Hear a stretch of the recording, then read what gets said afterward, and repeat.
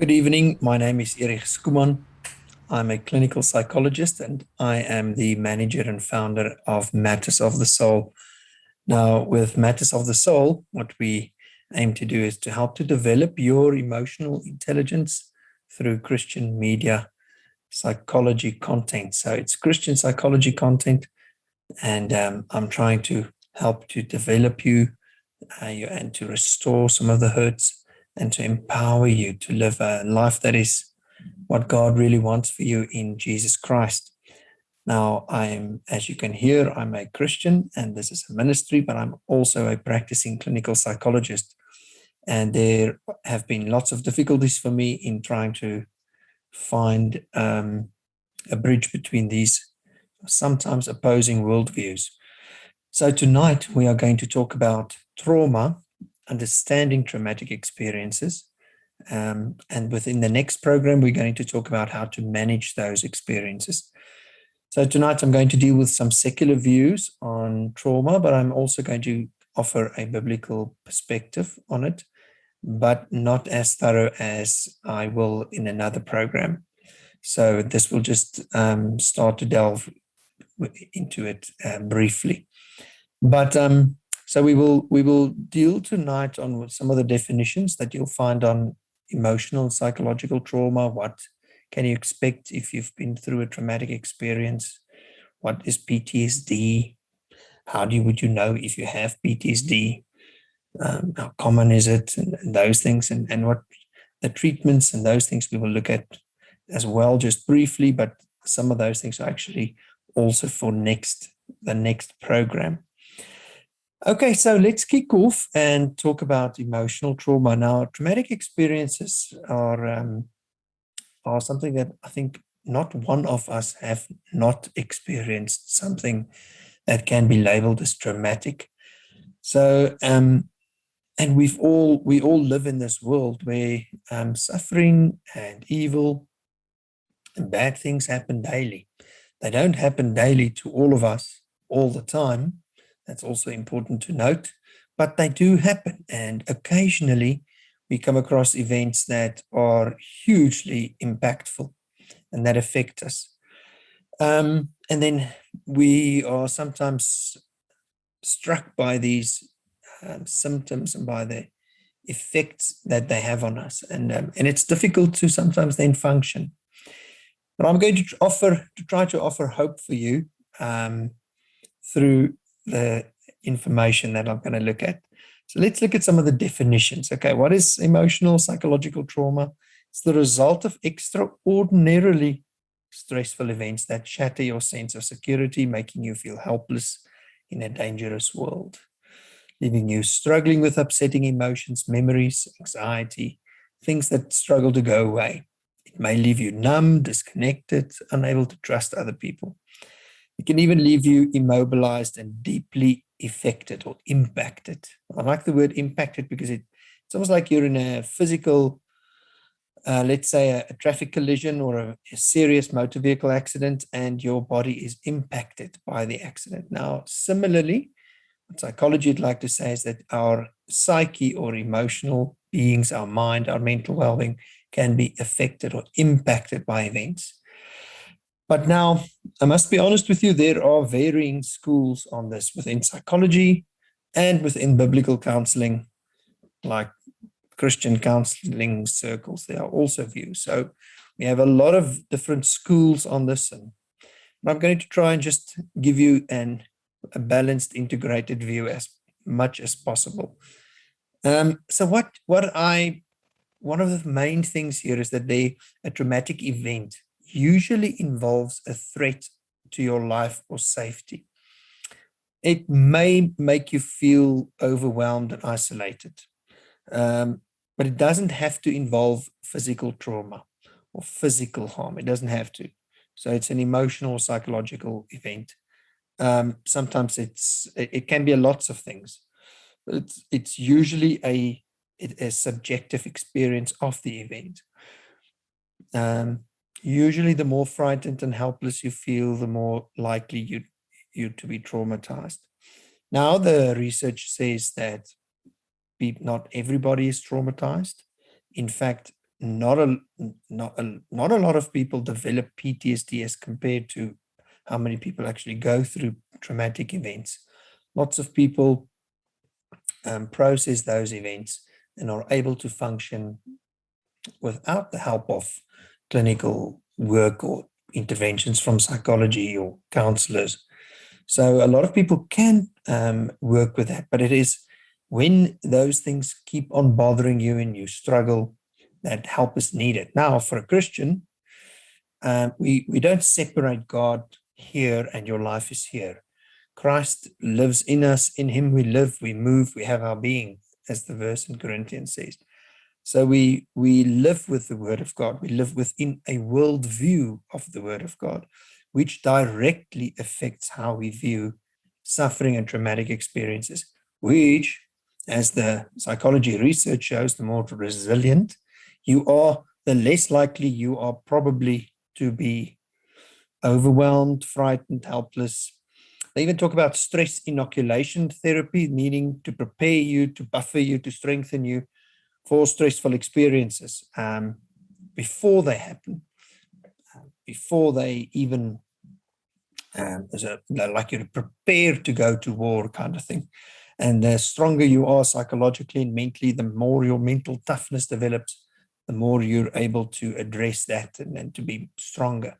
Yet, as a Christian, similarly, the more you've got a clearer understanding of the truth of the word of God, of who God is, how he feels about you, what is the truth of his gospel in Christ, and what does it mean to suffering. And the more it's a personal affair for you and it's a relationship with God, the stronger your resiliency become towards traumatic experiences. Now, that does not mean that you will not have symptoms. So sometimes we have symptoms because our bodies react. So we will have a look at that tonight. But the idea is then how to work through that. So you can develop your stress inoculation, your resistance to trauma and stress through actually spending time with the Lord and building that relationship and making it stronger. And I'll give some great examples of those later on. So we distinguish between three types of traumatic events. An acute one-time event, or sometimes multiple, but it's like an accident or injury or whatever, or a violent attack or something that happened now, it's unexpected or happened in, that's an acute one-time thing. I experienced this a number of months ago with my whole family. We were in a motor vehicle accident that was quite serious. We were not hurt physically, but it could have been, very easily could have been a fatal experience for all of us. So, and it was an acute trauma. So and I'll share some of our symptoms that we experienced and how it was processed.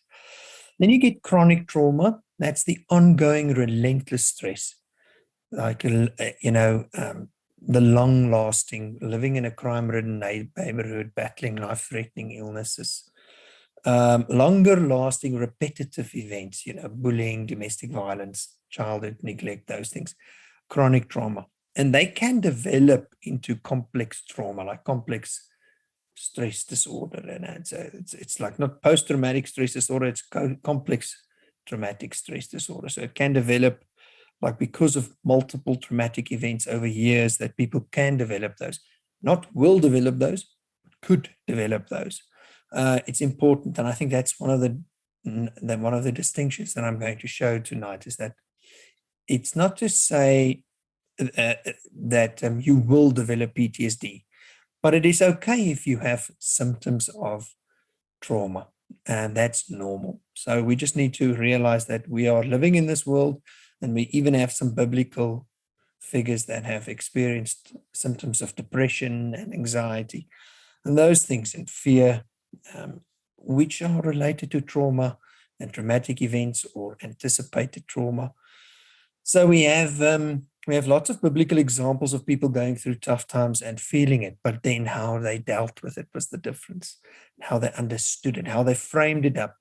So if you've been through a traumatic experience recently, or you've had one of these acute, maybe chronic trauma in your life, or complex trauma, even it's been really intense, or you've had childhood trauma, but no longer as an adult, you don't have that in your life, but it is something that is bothering you, or you've been through a recent incident where it has really been upsetting.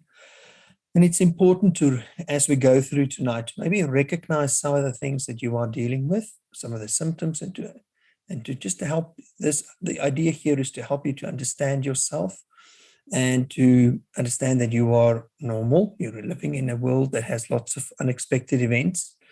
And then from here, it will be important to watch the second program as well to see, but how can I frame this up psychologically? What do people do to treat this?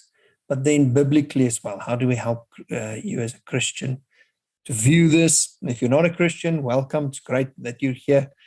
Please, it's nice that you're listening.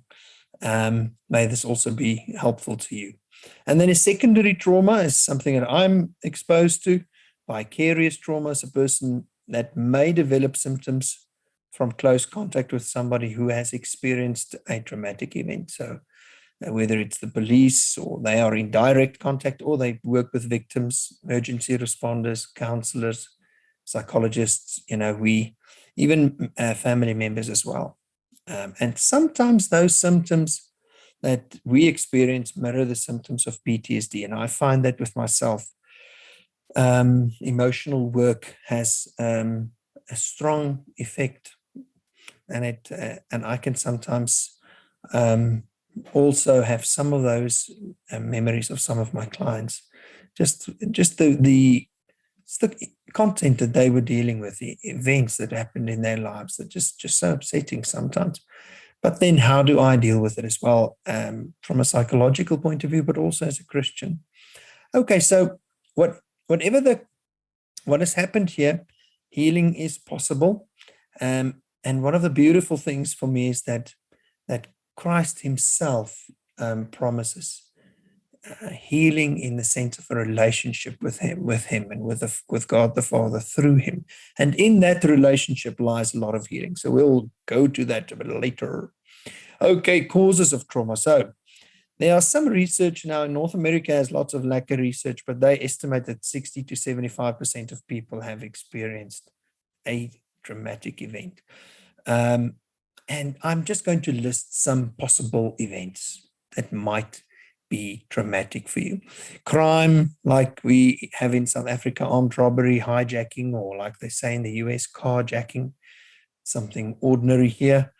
Serious assault, physical assault, sexual assault, bullying, harassment, physical, psychological, or sexual abuse. Sometimes they even add economic abuse, where you're entrapped by an abuser and they threaten you and they break down your feelings of safety.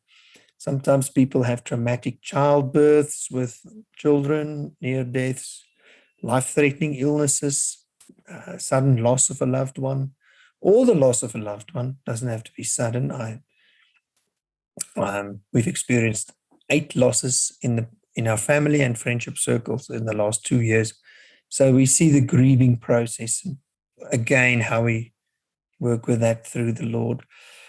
If there was a divorce, that could also be traumatic, a meaningful relationship that you've lost, sometimes even a humiliating or deeply disappointing experience, especially if somebody was deliberately cruel with you.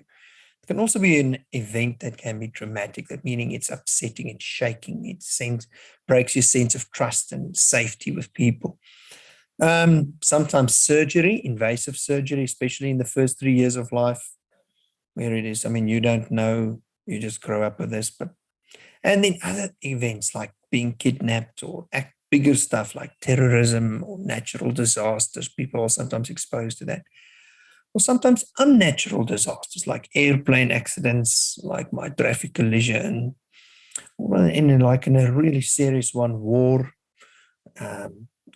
Or then, as I said, witnessing something that happens to anybody else.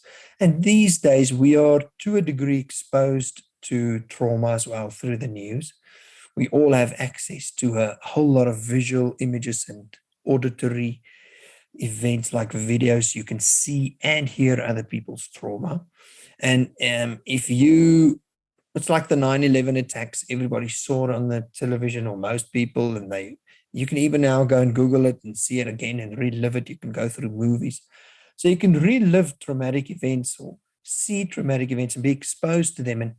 And if you're regularly exposed to horrific images on social media, you could overwhelm your nervous system. You could experience symptoms of traumatic stress. It's just, what you're exposing yourself to is important. Obviously, how you view it makes a huge difference to how you interpret it, what you do with it. So your way of seeing trauma and death and horrific stuff around you is very important. As with a psychopath that just doesn't care, doesn't have empathy, so he's not traumatized. He couldn't care less, but obviously he is affected by it. He just becomes more psychopathic, and you see that in the Hitler SS groups, that they just became worse.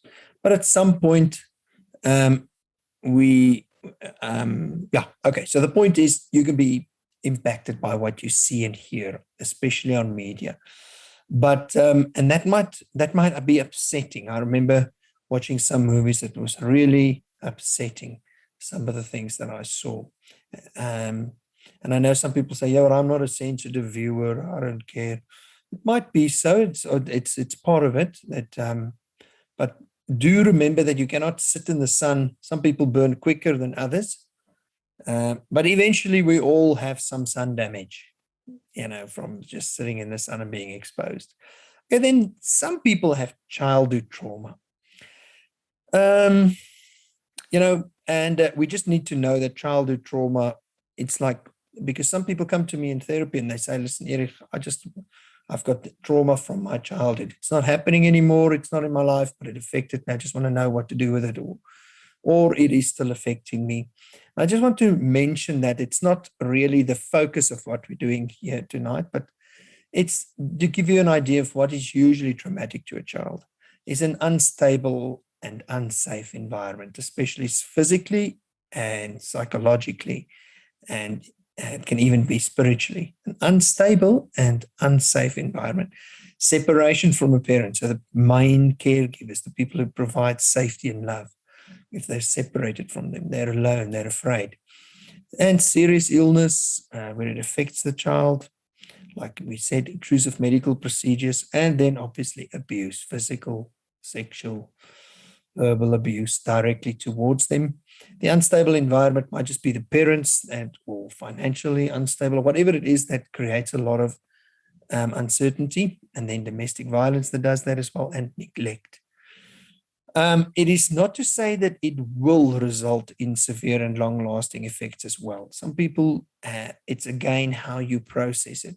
Some people, the story of the guy that says there's the two brothers, the one is successful in life, the other one has just given up and has become an alcoholic or alcohol abusive. And if you ask both of them why that's happened, both of them will say, but I've got an alcoholic father, or my father abused alcohol. So it also comes down to what you do with what has happened to you. But sometimes some of those things do affect us, and we should also not be in denial in a sense of trying to say, but I'm not affected by this at all, or no, it's behind me, it's in the past, so let's just go on. We should also not over focus on it and make a mountain out of something that is not necessarily a mountain, doesn't have to be, or over dwell on it.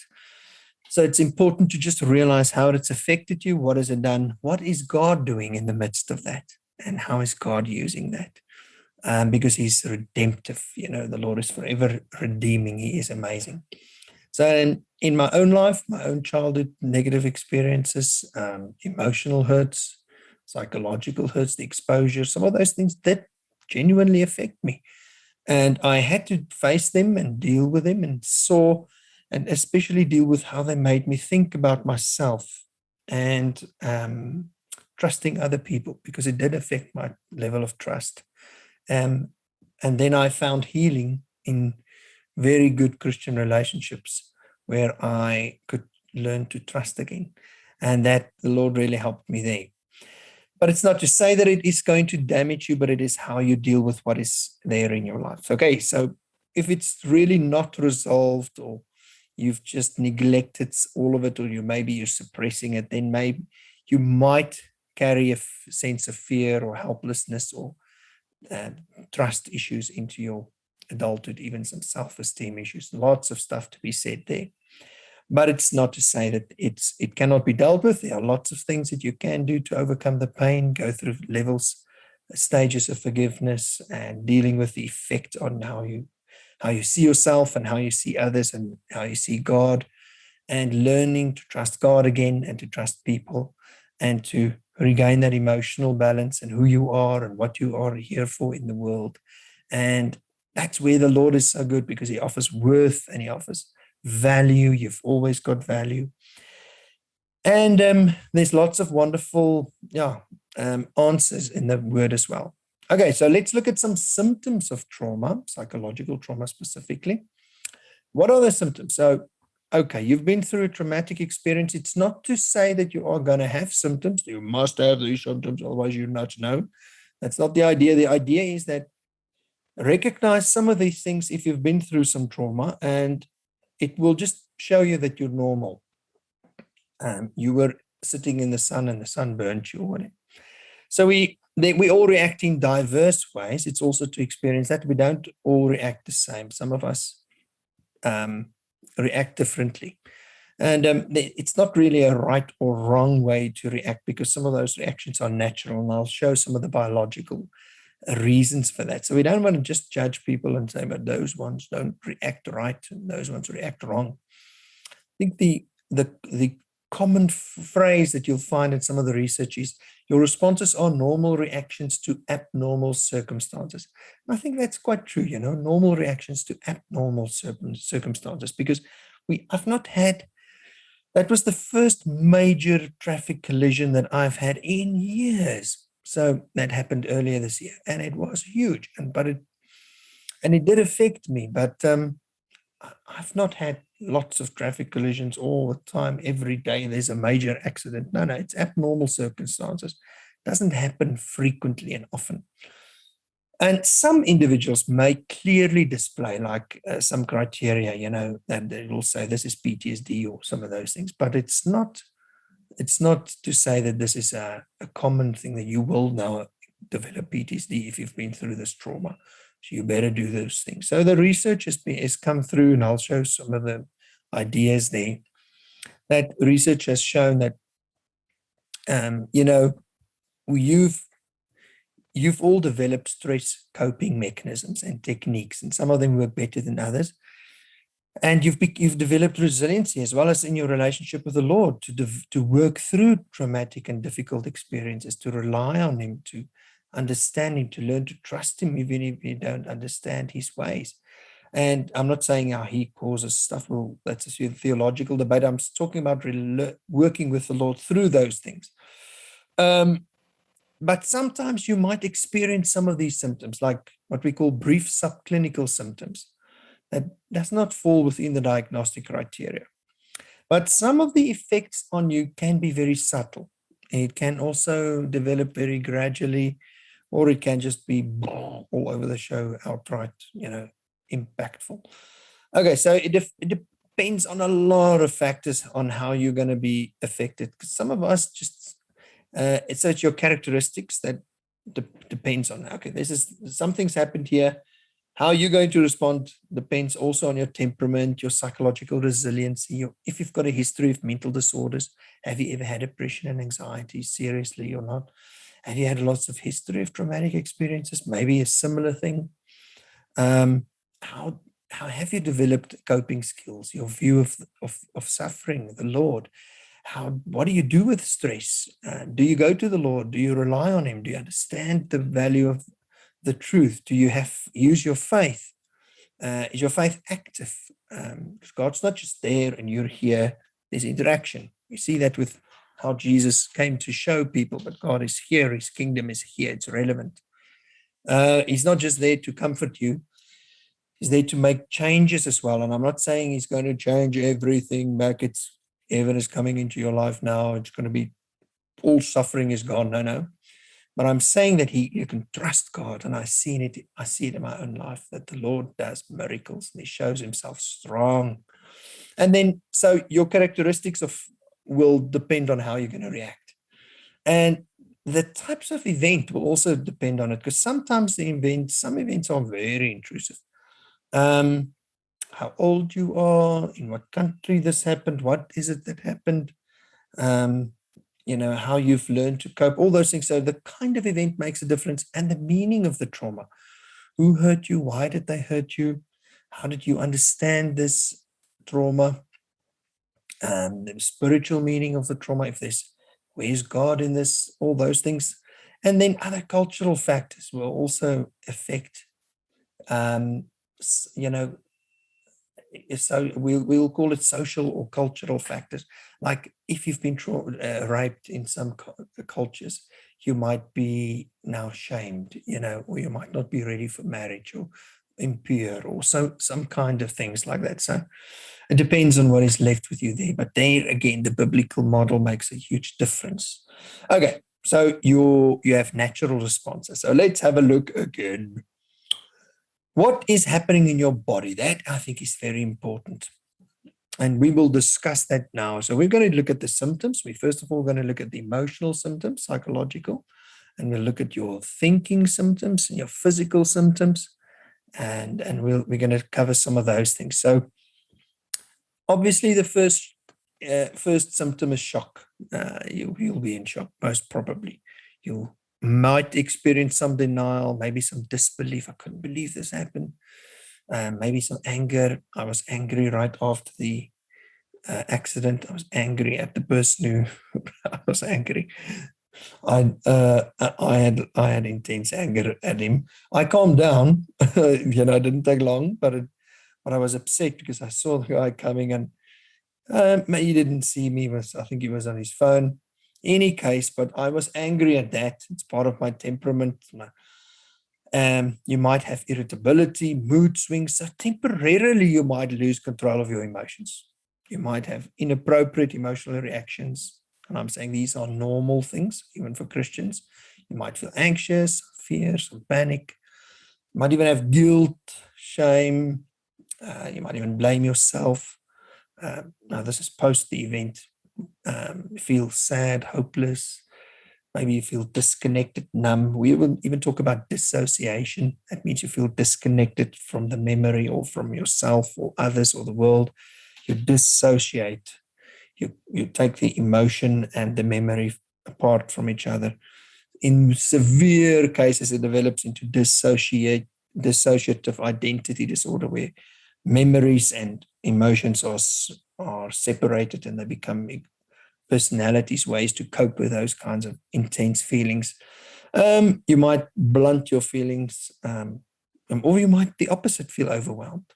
Sometimes in your body, you might have insomnia, difficulty sleeping, might be tired, some dizziness, lightheadedness, or we call it your startle response is heightened. That means you get frightened quickly, have difficulty concentrating, maybe sometimes just focusing. Your heart might beat fast, or even have some chest pains, edginess, agitation, aches, pains all over, strange aches and pains, muscle tension, especially here in the neck and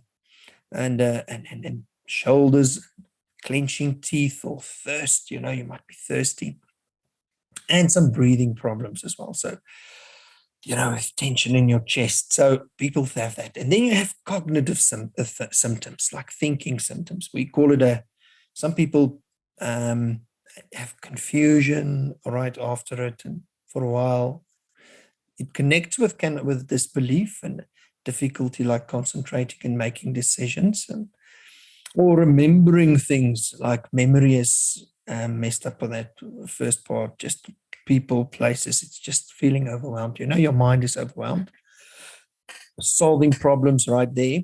Or that hypervigilance, heightened alertness, just scanning your environment for threats, those things. And you might even do a few things differently. You might feel like withdrawing from other people, or some people even experience changes in their sexual functioning. They're not in the mood, or they cannot struggle to be aroused. Even have appetite changes. They don't want to eat, and might be to the extremes.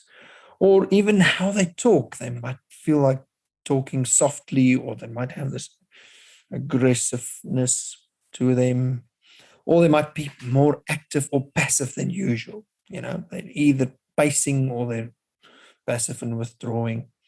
So lots of various symptoms, and people show different symptoms. And most of these reactions typically resolve without severe long-term consequences. It's important to know this, and many people are highly resilient, and many Christians really have grown in their relationship with the Lord as well, and they understand suffering and trauma within a bigger biblical view as well, and it gives them strong coping strategies, and it helps them to experience the Lord's presence in the midst of difficult circumstances. And they have lots of social supports and stuff. So the aftermaths and the effects aren't so severe. But here and there, some people do experience stronger symptoms and maybe longer lasting. And it's also normal, and it's also okay to acknowledge that and to start then to deal with that. It does not mean that you are weak or a poor person, or you're failure now that you're feeling this and dealing with this. No, look, if like a missionary said, if you've experienced some traumatic events that are outside your control, or you were sinned against, like being raped, it's something that happened to you. And but now sometimes some people's trauma were also in part their own responsibility and their own fault, if you can say that way. They were in a certain place at a certain time where they shouldn't have been. And there can also be guilt and shame there. So the idea is here not to blame and guilt you, but to come and deal with it in relationship to the Lord and to others. But sometimes it's just that we were exposed. Now, most people recover over time. Most people show minimal distress, and they function effectively across major life areas. So they were at work, at home, church, social, whatever, they are fine. But there are some people who do develop some impairment. Now, there are lots of impairment symptoms, and I'm going to post a link from the NCBI, National Institute of Health, a common symptoms reactions page. I'm going to post that on Facebook, Matters of the Soul there, and you can have a look at some of those symptoms there. Lots of those symptoms that are displayed there, and you can go and have a look. It's not to say that you have to tick all of the boxes in order to say you're traumatized. The idea is, as you go through the list, you can recognize some of your own symptoms. Now, what I experienced is I went through that motor vehicle accident. Afterwards, I was easily startled. My family as well. If even today I experience that, if somebody drives from the side of the road, it looks like they're going to drive in front of us, I immediately get a fright. Now, it was very intense after the first month, and it has subsided significantly. But I experienced that, and I was incredibly irritable and edgy and on edge and scanning the road for the first week, especially. And I wasn't trying to be like that. It was almost like it was normal. I just couldn't stop it.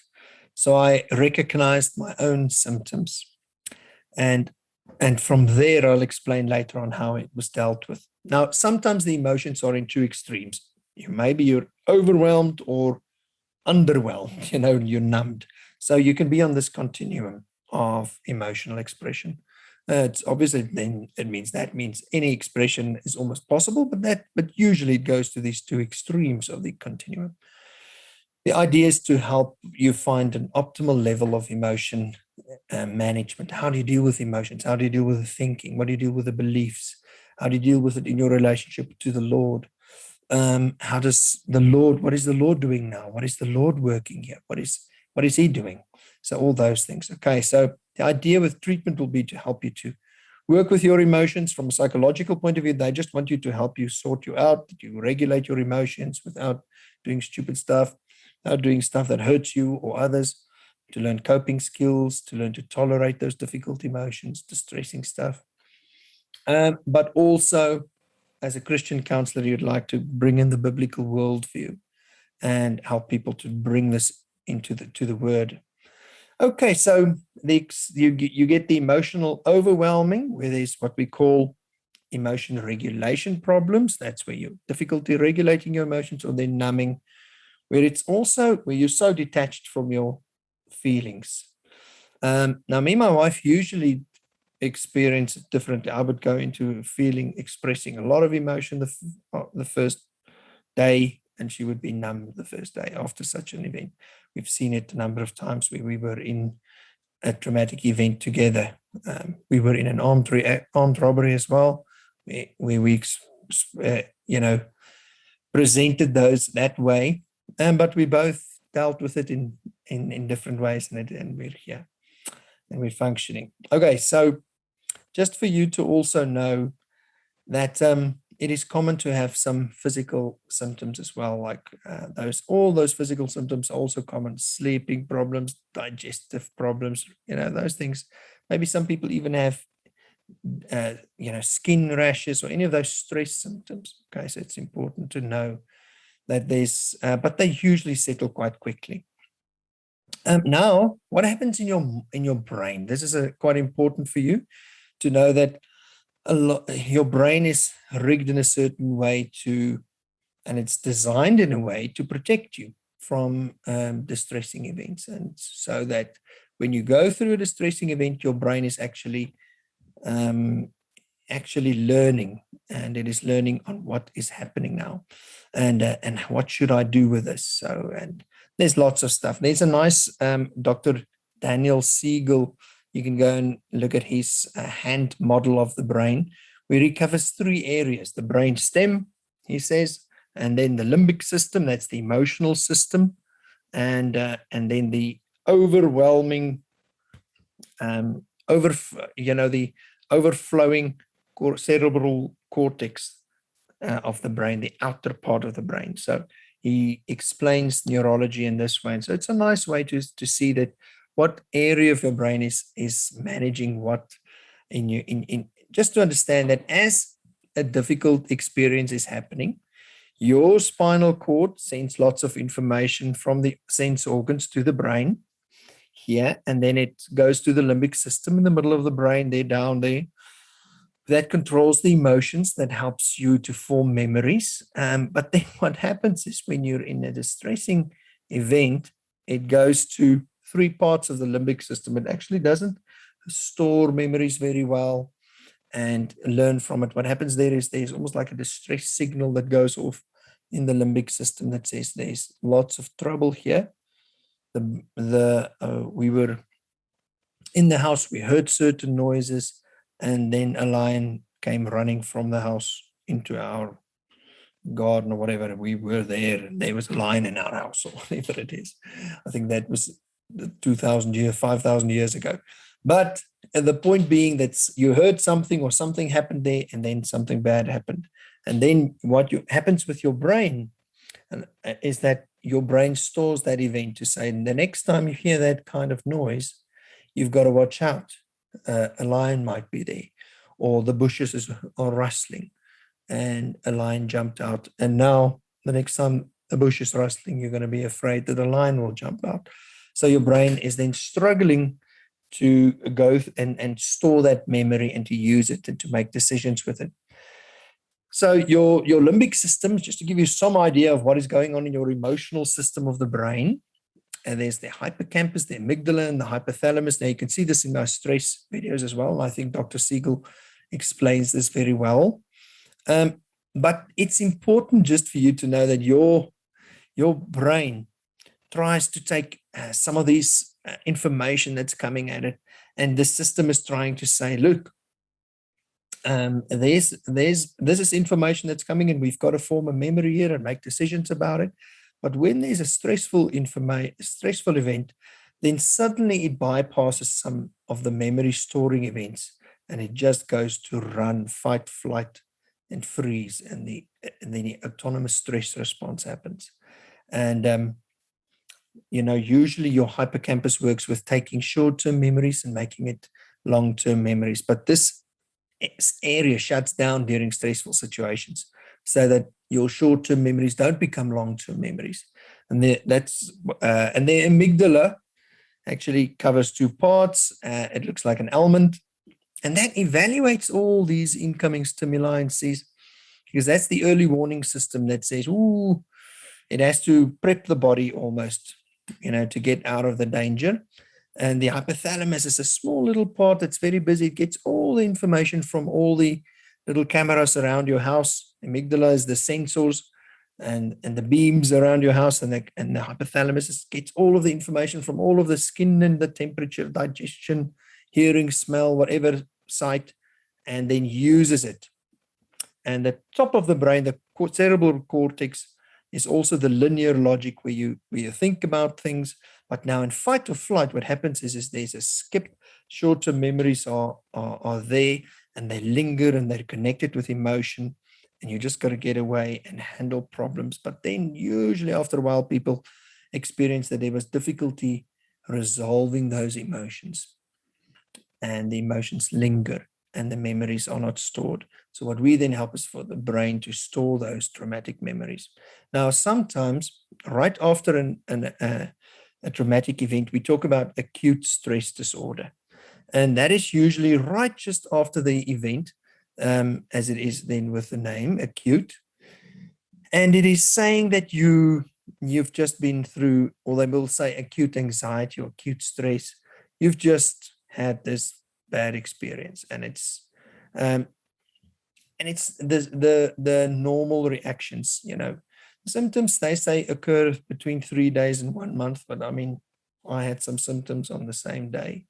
And there might be some flashbacks. That means some memories come into your mind intrusively. You don't want it there, but you just remember it. Or nightmares, or feeling numb or detached.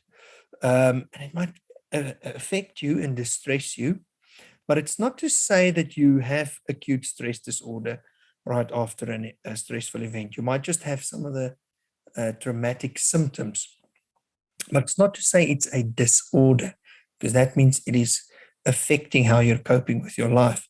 But it's important to remember that we will sometimes struggle to cope with our lives after a traumatic event. But if it becomes very serious, the coping, that you're unable to cope with certain areas, then it might have developed into a stress disorder. The idea there is to just know when it has become severe.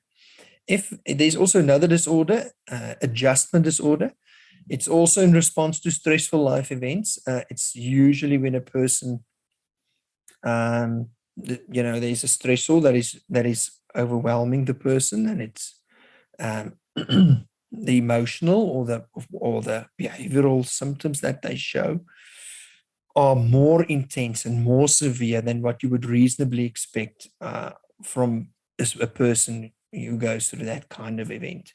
Now, they can feel sad, hopeless, tense, whatever. They can have lots of these symptoms of anger and impulsive behaviors, tremors, palpitations, headaches. The thing is, the distinction here is that the symptoms cause significant distress or problems functioning in an important area of your life. Now, so that's where we look at disorders. But the idea here is that an adjustment disorder and acute stress disorder can develop, but it's obviously not going to say that it's going to develop. It's for you to just become aware of this and to know, hey, if I've been through this, or somebody I love or care for or know have been through this, it's important just to be aware of it. Okay, I'm sharing a lot of information tonight. Are you still following me? You don't have to watch this thing in one sitting, just to tell you. So PTSD, post-traumatic stress disorder, is then, the idea is that that's when trauma has developed into severe symptoms. So they've tried to categorize some people that they've seen have developed certain symptoms, that this is now related to a traumatic event, and that it is a post and after traumatic event. stress disorder, that the event has affected you in certain ways. And usually they would say that there are 4 ways that it's affected you in terms of memories that are intrusive, that interfere with your thinking and your functioning, that upset your memories of the event, or you've tried to avoid thinking of it or feeling or anything linked to the event. You've avoided going to the certain places or reading certain books or watching certain shows or whatever it is, or talking to certain people because of that. And your mood has changed, your thinking has started to become more negative, and your physical and emotional reactions have changed significantly. Okay, so there are variations between people and they do vary over time. So these are the 4 areas that PTSD look at. Now, just some things with intrusive memories.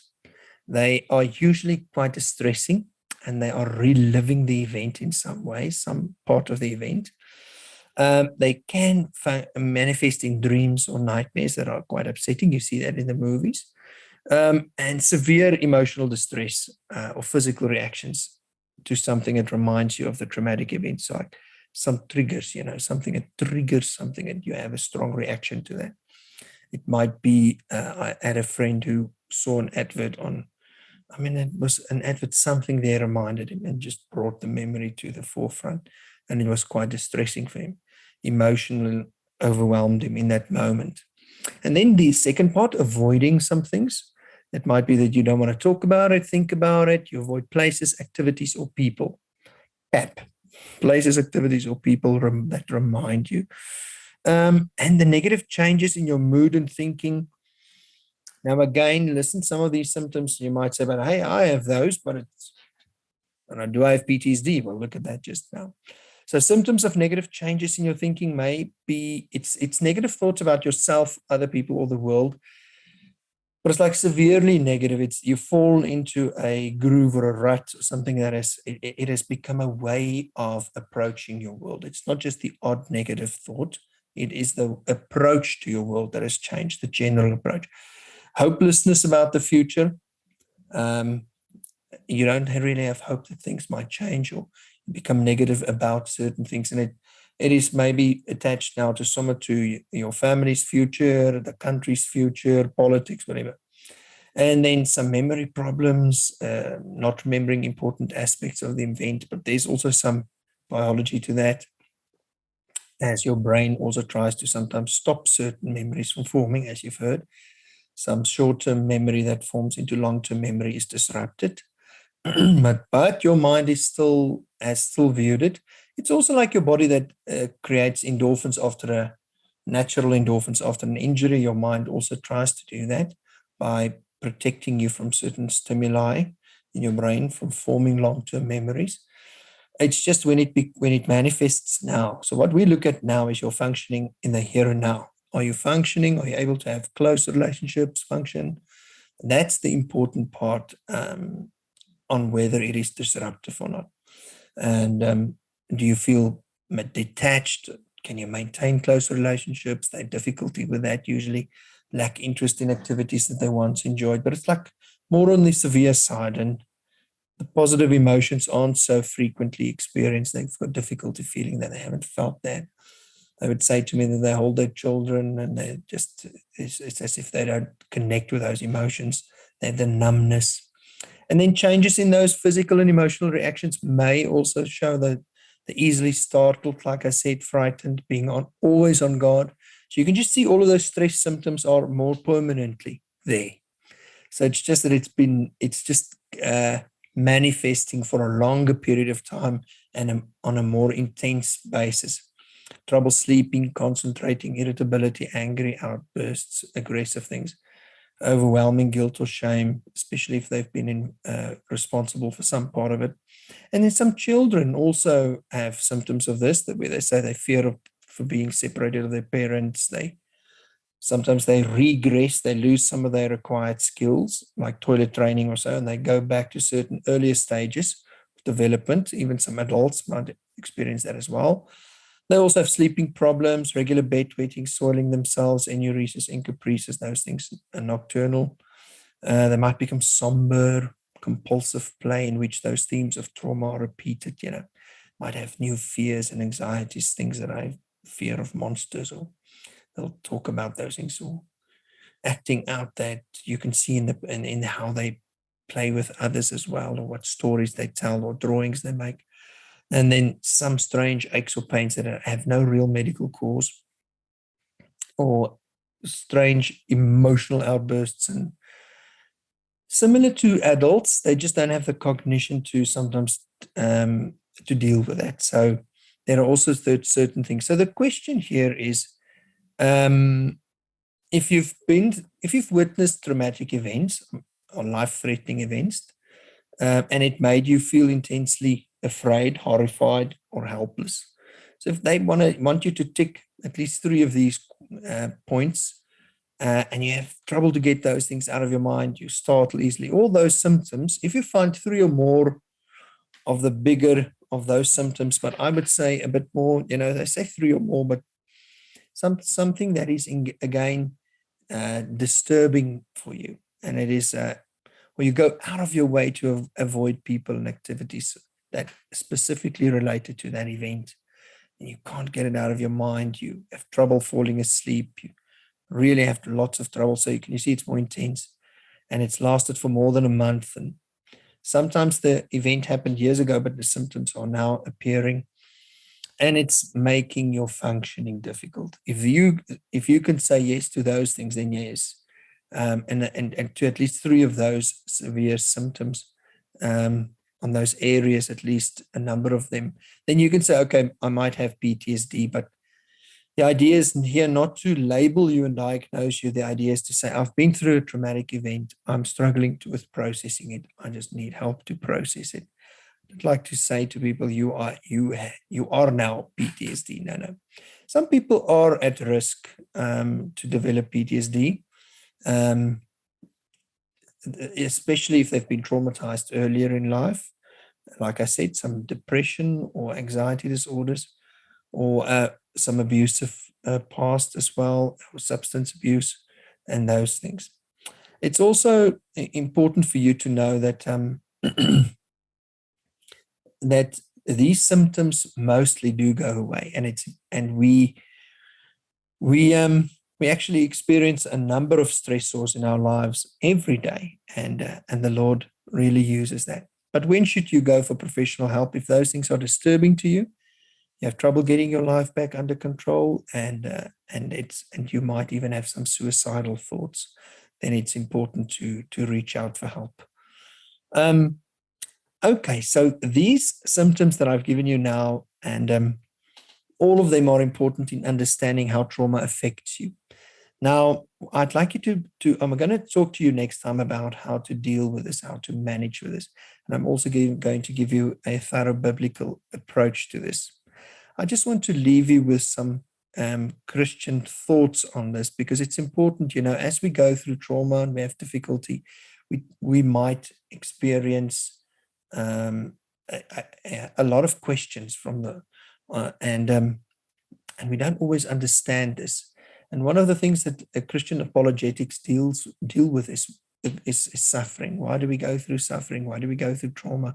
If there people have questions like, if there's a God of love, or if He is love, why would He allow this?